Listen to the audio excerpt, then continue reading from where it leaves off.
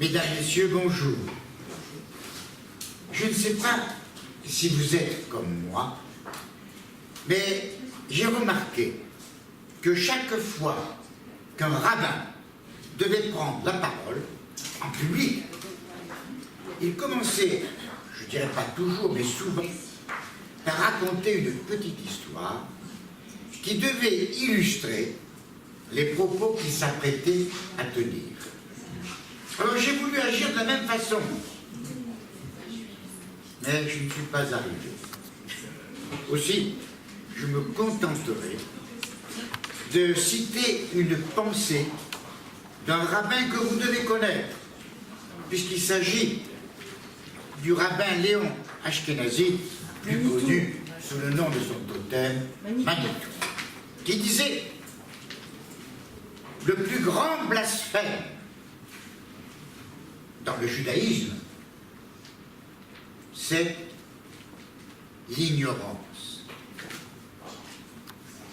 N'ayant pas de petite histoire à vous raconter, ouvrons ensemble la porte de la grande histoire qui va permettre à notre colloque du centenaire 14-18 de se montrer moins ignorant. Dans l'après-midi du 28 juin 1914, lors d'une visite officielle de l'archiduc François Ferdinand, prince héritier de l'Empire austro-hongrois, accompagné de son épouse, la duchesse de Hohenberg, Sophie Chotek, tous deux sont assassinés par un jeune étudiant nationaliste serbe, Gavrilo Princip. Cet homme n'imagine pas que ces deux coups de feu vont tuer plus de 20 millions de personnes et en blesser autant. Dans cette première guerre mondiale, la communauté juive de France et les juifs d'Algérie, qui sont citoyens français à part entière depuis 2 décrets de Crémieux du 24 octobre 1870, vont faire preuve de patriotisme au-dessus de tout éloge. Lorsque la guerre survient en août 1914, les 180 000 Israélites, comme on disait à l'époque, bien sûr, de France et d'Algérie, veulent répondre présent à l'appel de la patrie. Pour beaucoup d'entre eux, il s'agit d'honorer la nation, qui leur a permis de devenir citoyens, comme l'affirme Émile Cahin, qui disait « L'émancipation des Juifs a commencé en 1789 et ce sera un fait accompli à la fin de la Première Guerre mondiale. » Le philosophe Henri Bergson dira « La France a une nouvelle mission à remplir, toujours vers le juste et le vrai, toujours vers l'humanité. » À la suite de cet assassinat, les Autrichiens accusent le gouvernement serbe d'être impliqué dans cet attentat. L'Autriche, soutenue par l'Allemagne, déclare la guerre à la Serbie, qui elle-même est soutenue par la Russie. Rappelons que la France, le Royaume-Uni et la Russie font partie de la triple entente face à la triple alliance composée de l'Allemagne, de l'Autriche et de l'Italie. D'autres puissances rejoindront le conflit, qui devient alors mondial. C'est ainsi qu'à l'image de l'Empire ottoman et de la Bulgarie, c'est ainsi qu'à l'image de l'Empire ottoman et de la Bulgarie, qui se joignent à la triple alliance, les États-Unis vont déclarer la guerre à l'Allemagne, qui rejoindra la triple entente. Il est important de signaler que les forces en présence, qui augmenteront durant les 4 années de conflit, sont impressionnantes. La triple entente, comprenant la France, mobilisera 43 millions de soldats. la Triple Alliance affichera plus de 25 millions de soldats. Au cours des années 1880, l'Empire ottoman a perdu une bonne partie de ses territoires de l'Ouest au profit des puissances européennes. Et c'est pourquoi, en 1914, les Turcs se tournent vers l'Allemagne et ils deviennent membres de la Triple Alliance. C'est ainsi que par le jeu des alliances, l'Empire ottoman entre dans la guerre. La bataille des Dardanelles, appelée également bataille de Gallipoli, eut lieu entre le 19 février 1915 et le 19 janvier 1916, parce que la Turquie détenait le détroit des Dardanelles, qui relie la mer Égée à la mer de Marmara. L'expédition fut placée sous le commandement du général anglais, Hamilton. Dès le début, la flotte franco-britannique bombarde les forts se trouvant à l'entrée du détroit. Quant à la campagne terrestre, elle débute le 25 avril, où 75 000 hommes sont engagés dont la première division française commandée par le général Daman. Dans le camp ottoman se trouvait le colonel Mustafa Kemal, qui deviendra président sous le nom de Kemal Atatürk. Sur la côte asiatique, le détachement français, le 6e RIMC, comporte un bataillon d'hommes blancs et 2 bataillons de Sénégalais, qui, grâce à leur bravoure, délogent les Turcs du fort à la baïonnette. 500 Turcs se rendront le 26 avril 1915 et le 30 juin. L'important ouvrage turc dit le Quadrilatère est enlevé par la 2e division française. Dans la chaleur de l'été, les Alliés connurent la dysenterie, la soif, les insectes et les rats. L'expédition aura coûté la mise hors de combat de 200 000 Britanniques et de 50 000 Français. Les unités de Gallipoli seront dirigées sur Salonique pour participer au front d'Orient qui connut une progression glorieuse. Et c'est à Salonique que l'on retrouve le grand-père de Régine Cohen. On peut se poser la question, et on doit se poser la question, comment se fait-il qu'un soldat de 2e classe, qui en 1914 est mobilisé pour combattre en France, dans les tranchées, s'enfonçant jusqu'aux genoux dans la boue, grelottant de froid, sous la pluie, obéissant aux ordres des généraux, incompétent, se retrouve en 1917 sous le ciel bleu et le soleil de Salonique, mais avec les inconvénients hygiéniques de l'Orient. Cette question, on ne la posera pas à Régine, parce que la réponse fera partie de son témoignage. Cet homme, comme tous les combattants de 14-18, avait le sens de la patrie chevillé au corps. Et voilà un grand-père qui écrit à l'une de ses filles, encore enfant, « J'espère que tu fais bien tes devoirs en classe, comme moi, je fais mon devoir dans cette guerre dévoreuse d'hommes. » Mon grand-père était de la classe 1899. En raison de son âge, 35 ans, et de sa situation de famille, 3 enfants en bas âge, le conseil de révision l'exhorta en juillet 1914. Il fut mobilisé à Marseille. Il fut mobilisé et réincorporé le 12 décembre de la même année et affecté au 4e régiment d'infanterie coloniale comme soldat de 2e classe. Cantonné à Toulon, il y fait ses classes avant d'être dirigé vers le front des tranchées le 20 mars 1915, la Somme, la Marne, Verdun, etc.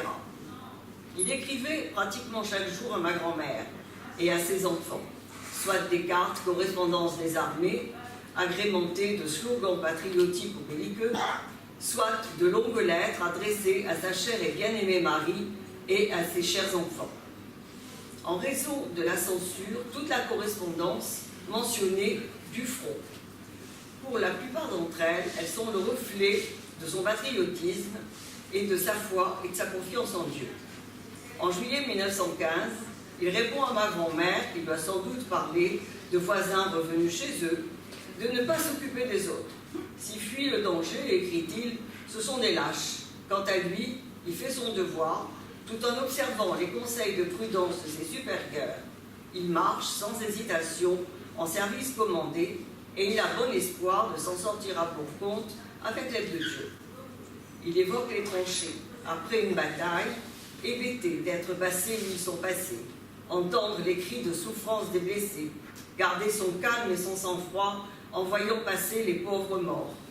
Leur proximité des tranchées Boche, imprenables car bâties comme des forteresses, et les armes non conventionnelles utilisées en dehors des conventions de guerre. Quant à nous, écrit-il, en cas d'alerte, nous partons sans manger ni boire. L'eau se fait désirer. On paierait, dit-il, pour en avoir. Afin de l'économiser, il reste plusieurs jours sans se changer ni se laver. On est pire que des cochons. Ne m'envoie pas de linge, écrit-il à ma grand-mère, mais des colliers de ce que tu voudras. Quelque part, dans un village où ils font halte, dans une ferme, mon grand-père raconte son plaisir d'avoir pu manger un œuf à la coque, assis à table sur une chaise. Il avait oublié que ce fût possible. Plus loin, leur arrivée dans un village au bord d'un fleuve, sans doute la Marne, totalement dévasté. Mais enfin, ils peuvent se laver et laver leurs vêtements. Ailleurs, il évoque une bataille où son bataillon a été victorieux en gagnant 350 mètres de terrain, reperdu par le 2e bataillon.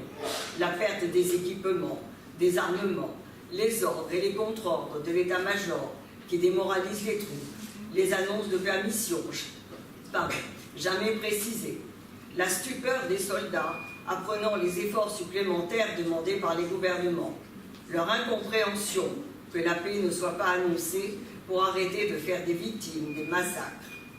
D'autres missives sont écrites à ses enfants, particulièrement à ma mère, l'aînée, qui félicite pour son inscription au tableau d'honneur et son attitude studieuse, ses bonnes notes. Il encourage à faire son devoir comme lui fait le sien. Il évoque sa tristesse de ne pas assister au progrès de sa belle tête d'Alice, 3 ans, qu'il connaît à peine. Dans chaque lettre, il remercie sa famille, amis et voisins de lui écrire. Quand on reçoit une missive, on croirait voir arriver le Messie, écrit-il. En novembre 1917, il est détaché au 26e bataillon de tirailleurs sénégalais et part pour le front d'Orient. Il y apprendra la mort en service de son jeune frère de 22 ans, Benjamin, engagé volontaire à Alger, en fait 2 fois engagé.